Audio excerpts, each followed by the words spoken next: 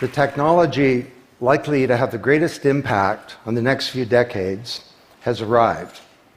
And it's not social media, it's not big data, it's not robotics, it's not even AI. And you'll be surprised to learn that it's the underlying technology of digital currencies like Bitcoin. It's called the blockchain. Blockchain. Now, it's not the most sonorous word in the world, but I believe that this is now the next generation of the internet, and that it holds vast promise for every business, every society, and for all of you individually. You know, for the past few decades, we've had the Internet of Information.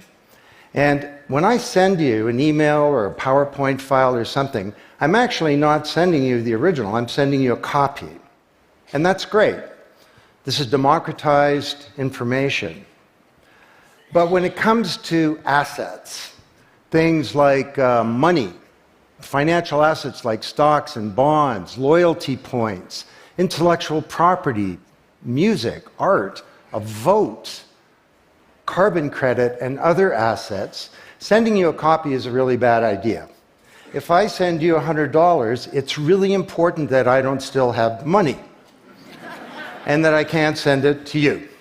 So this has been called the double spend problem by cryptographers for a long time. So today, we rely entirely on big intermediaries, middlemen like banks, government, big social media companies, credit card companies, and so on, to establish trust in our economy. And these intermediaries perform all the business and transaction logic of every kind of commerce, from authentication, identification of people, through to clearing, settling, and record keeping. And overall, they do a pretty good job, but there are growing problems. To begin, they're centralized. That means that they can be hacked, and increasingly are. And JP Morgan, the US federal government, LinkedIn, Home Depot, and others found that out the hard way. They exclude billions of people from the global economy. For example, people who don't have enough money to have a bank account. They slow things down. It can take a second for an email to go around the world, but it can take days or weeks for money to move through the banking system across the city. And they take a big piece of the action, 10 to 20%, just to send money to another country. They capture our data, and that means that we can't monetize it or use it to better manage our lives. And our privacy is being undermined. And the biggest problem is that overall, they've appropriated the largesse of the digital age asymmetrically. And we have wealth creation, but we have growing social inequality. So what if there were not only an internet of information, what if there were an internet of value? Some kind of vast, global, distributed ledger running on millions of computers and available to everybody, and where every kind of asset, from money to music, could be stored, moved, transacted, exchanged, and managed, all without powerful intermediaries. What if there were a native medium for value? Well, in 2008, the financial industry crashed, and perhaps propitiously, an unknown or anonymous person or persons named Satoshi Nakamoto created a paper where he developed a protocol for a digital cash that used an underlying cryptocurrency called Bitcoin. And this cryptocurrency enabled people to establish trust and do transactions without a third party. And the seemingly simple act set off a spark that's ignited the world, that has everyone excited or terrified or otherwise interested in many places. Now, don't be confused about Bitcoin, okay? Bitcoin is an asset. It goes up and down, and that should be of interest to you if you're a speculator. More broadly, it's a cryptocurrency. It's not a fiat currency controlled by a nation state, and that's of greater interest. But the real pony here is the underlying technology. It's called blockchain. So, for the first time now in human history, people everywhere can trust each other and transact peer-to-peer. And trust is established not by some big institution, but by collaboration, by cryptography, and by some clever code. And because trust is native to the technology, I call this the trust protocol. Now you're probably wondering, well, how does this thing work? Fair enough. Assets, digital assets like money to music and everything in between, are not stored in a central place, but they're distributed across a global ledger using the highest level of cryptography. And when a transaction is conducted, it's posted globally across millions and millions of computers. And out there around the world is a group of people called miners. These are not young people, they're Bitcoin miners. And they have massive computing power at their fingertips, 10 to 100 times bigger than all of Google worldwide. And these miners do a lot of work. And every 10 minutes, kind of like the heartbeat of a network, a block gets created that has all the transactions from the previous 10 minutes.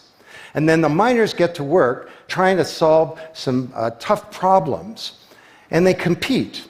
And the first miner to find out the truth and to validate the block is rewarded in digital currency. In the case of the Bitcoin blockchain, with Bitcoin. And then, this is the key part, that block is linked to the previous block and the previous block to create a chain of blocks. And everyone is timestamped, kind of like with a digital wax seal. So if I wanted to go and hack a block and say, pay you and you with the same money, I'd have to hack that block, plus all the preceding blocks, the entire history of commerce on that blockchain, not just on one computer, but across millions of computers simultaneously, all using the highest levels of encryption in the light of the most powerful computing resource in the world that's watching me. Tough to do. And this is infinitely more secure than the computer systems that we have today. Blockchain, that's how it works. So the Bitcoin blockchain is just one. There are many. The Ethereum blockchain was developed by a Canadian named Vitalik Buterin. He's 19 years old. And this blockchain has some extraordinary capabilities. One of them is that you can build smart contracts. It's kind of what it sounds like. It's a contract that self-executes.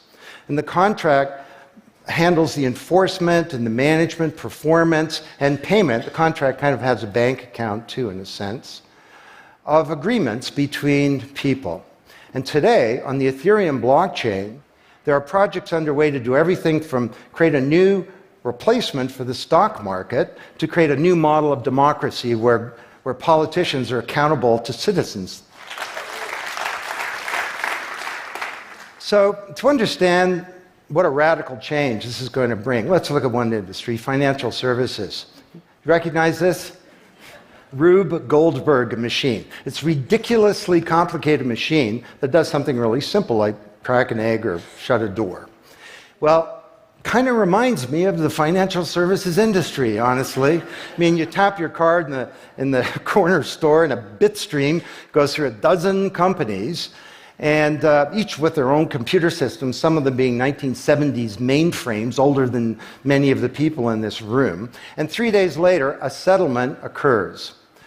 Well, with a blockchain financial industry, there would be no settlement because the payment and the settlement is the same activity. It's just a change in the ledger.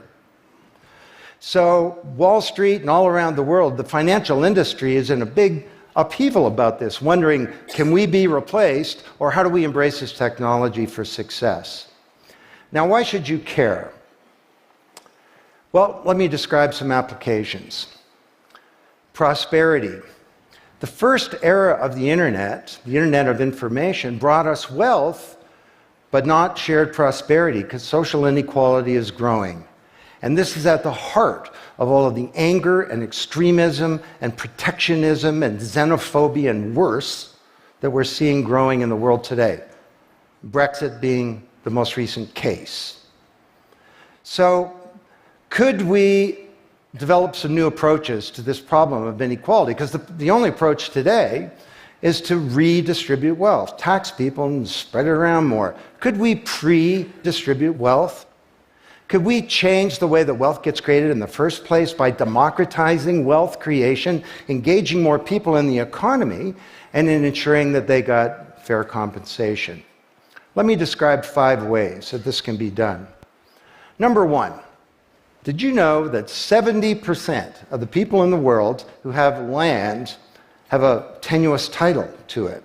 So you got a little farm in Honduras, some dictator comes to power. He says, I know you got a piece of paper that says you own your farm, but the government computer says my friend owns your farm. This happened on a mass scale in Honduras, and this problem exists everywhere. Hernando de Soto, the great Latin American economist, says this is the number 1 issue in the world in terms of economic mobility, more important than having a bank account. Because if you don't have a valid title to your land, you can't borrow against it, and you can't plan for the future. So today, companies are working with governments to put land titles on a blockchain. And once it's there, this is immutable. You can't hack it. This creates the conditions for prosperity for potentially billions of people. Secondly, a lot of writers talk about Uber and Airbnb and TaskRabbit and Lyft and so on as part of the sharing economy. This is a very powerful idea that peers can come together and create and share wealth. My view is that these companies are not really sharing. In fact, they're successful precisely because they don't share. They aggregate services together and they sell them. What if rather than Airbnb being a $25 billion corporation, there was a distributed application on a blockchain, we'll call it Airbnb, and it was essentially owned by all of the people who have a room to rent. And when someone wants to rent a room, they go onto the blockchain database and all the criteria sift through, help them find the right room, and then the blockchain helps with the contracting, it identifies the party, it handles the payments, just through digital payments are built into the system, and it even handles reputation, because if she rates a room as a 5-star room, that room is there, and it's rated, and it's immutable.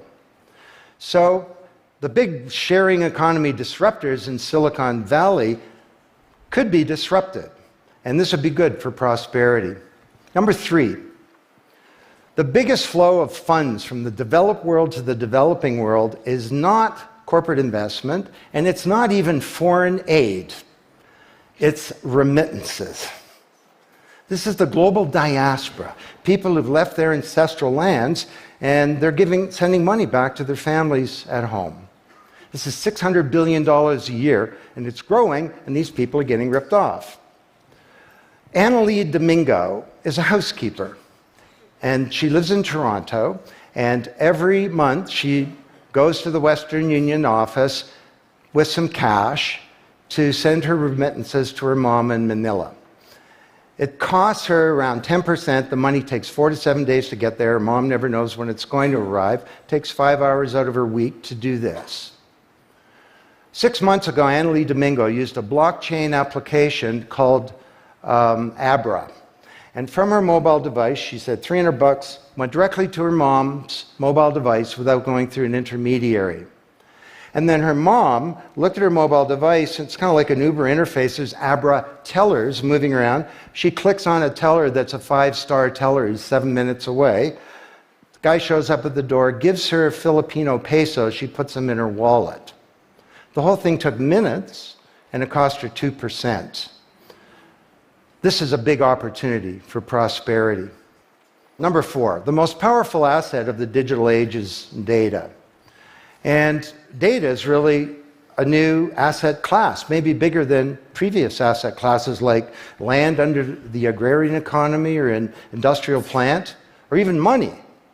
And all of you, we create this data. We create this asset. And we leave this trail of digital crumbs behind us as we go throughout life. And these crumbs are collected into a mirror image of you, the virtual you.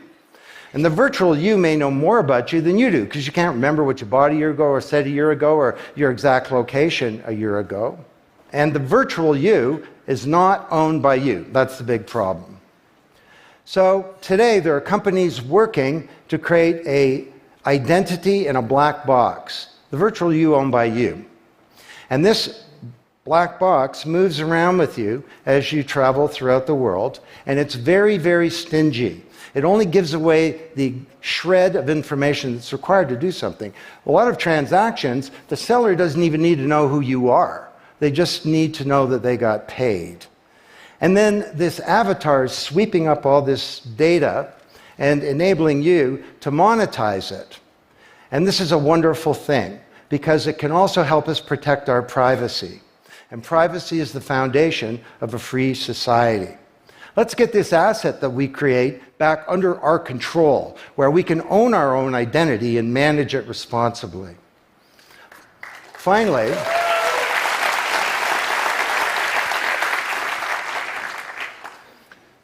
number 5, there are a whole number of creators of content who don't receive fair compensation because the system for intellectual property is broken. It was broken by the first era of the internet.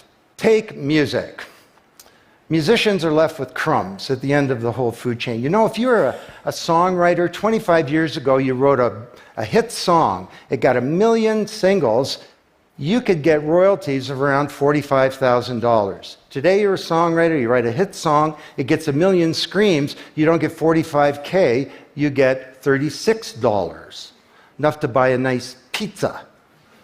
So Imogen Heap, the Grammy-winning singer-songwriter, is now putting music on a blockchain ecosystem. She calls it mycelium. And the music has a smart contract surrounding it. And the music protects her intellectual property rights.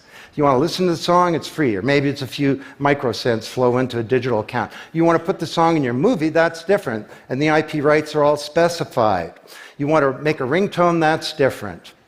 She describes that the song becomes a business. It's out there on this platform, marketing itself, protecting the rights of the author, and because the song has a payment system, in a sense a bank account, all the money flows back to the artist, and they control the industry rather than these powerful intermediaries. Now this is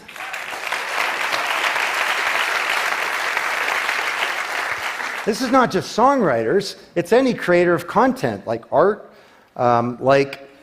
inventions, scientific discoveries, journalists. There are all kinds of people who don't get fair compensation, and with blockchains, they're going to be able to make it rain on the blockchain, and that's a wonderful thing. So these are 5 opportunities out of a dozen to solve one problem, prosperity, which is one of countless problems that blockchains are applicable to. Now, technology doesn't create prosperity, of course, people do. But my case to you is that, once again, the technology genie has escaped from the bottle, and it was summoned by an unknown person or persons at this uncertain time in human history, and it's giving us another kick at the can, another opportunity to rewrite the economic power grid and the old order of things, and to solve some of the world's most difficult problems, if we will it. Thank you.